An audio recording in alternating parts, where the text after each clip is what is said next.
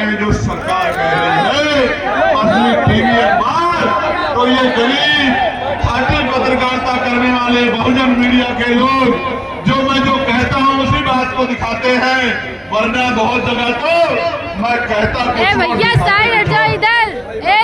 साथियों सुनो, बड़े बुजुर्ग बड़ी संख्या में यहाँ बैठे हैं, आज वो अपना आशीर्वाद देने मुझे देखने और सुनने आए हैं। मैं उनको बताना चाहता हूँ इस देश में 1919 से पहले कोई भी SC/ST OBC का आदमी वोटिंग राइट नहीं रखता था।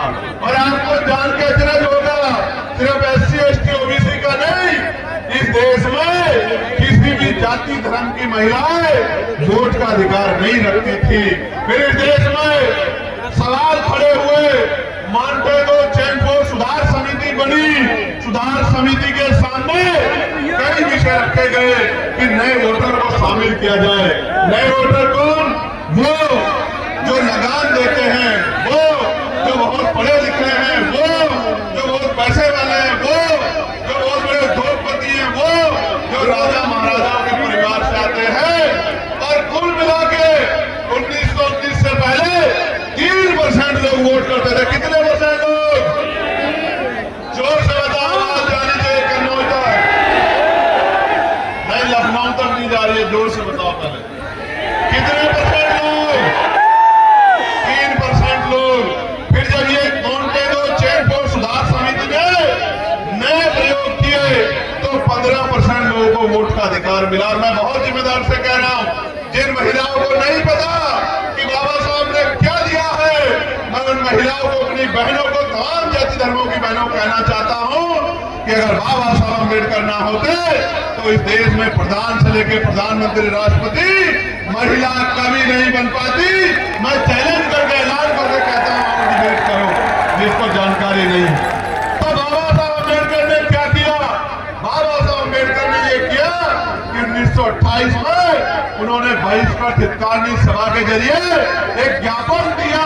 ऐसा ज्ञापन जैसा ज्ञापन आप जिलाधिकारी को देते हो, मुख्यमंत्री को देते हो, राज्यपाल को देते हो, राष्ट्रपति जी को देते हो, ऐसा ज्ञापन दिया।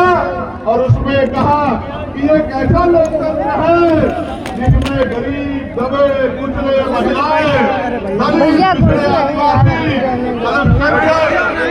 वोट ही नहीं कर सकते।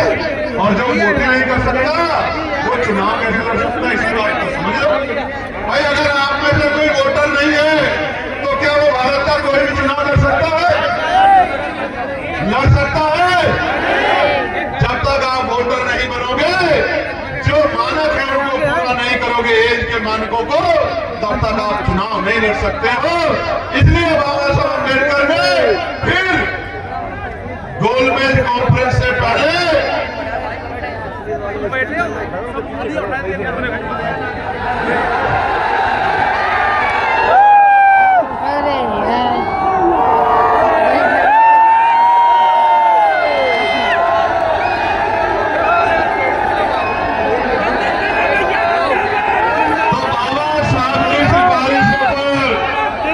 साइमन कमीशन भारत आया। कौन आया?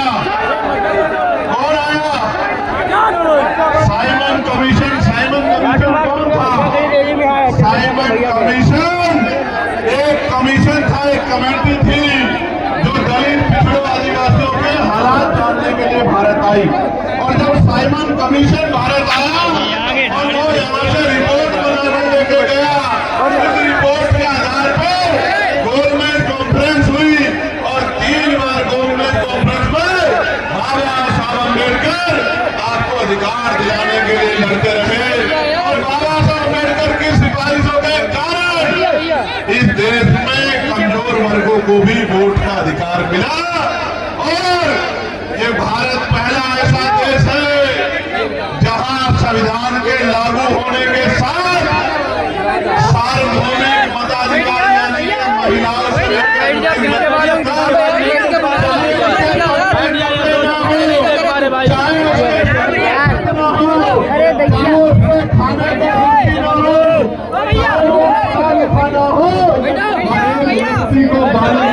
वोट का अधिकार बाबा साहब अम्बेडकर के प्रयासों से मिलने का और मैं वोट की ताकत बताता हूँ, पीछे वाले देखेंगे यार। वोट की ताकत समझो।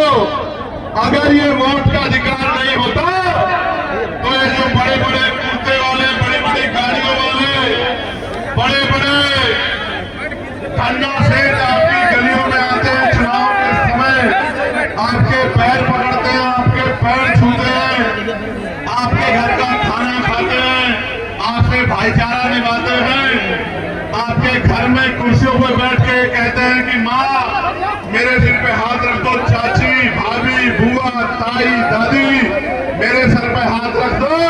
ये जो महलों वाले लोग आज आपके बीच आते हैं तो ये इस वोट की वजह से आते हैं। जिस दिन वोट का अधिकार चला गया आप मर जाना, आप गल जाना, आप सड़ जाना, आप भूखे रह जाना, एक अमीर आपकी गली में नहीं आएगा। मेरी बात को आप याद रखना। एक वोट के रूप में हथियार, स्वाभिमान सम्मान का जीवन दिलाने के लिए हथियार बाबा साहब अम्बेडकर हमको दिला के बाबा साहब ने किसी की जमीन नहीं छीनी, बाबा साहब ने किसी का घर नहीं छीना, बाबा साहब ने किसी के रुपए नहीं छीने। आज भी इस देश में बाबा साहब अम्बेडकर की प्रतिमाएं तोड़ी जाती हैं। आज भी इस देश में फूले साहू की प्रतिमाएं तोड़ी जाती हैं। आज भी देश में बाबा साहब अम्बेडकर को अपमानित करने की कोशिश की जाती है। उसका एकमात्र कारण ये है कि बाबा साहब अपने बच्चों को नौकरी के लिए आगे गए, अपने बच्चों को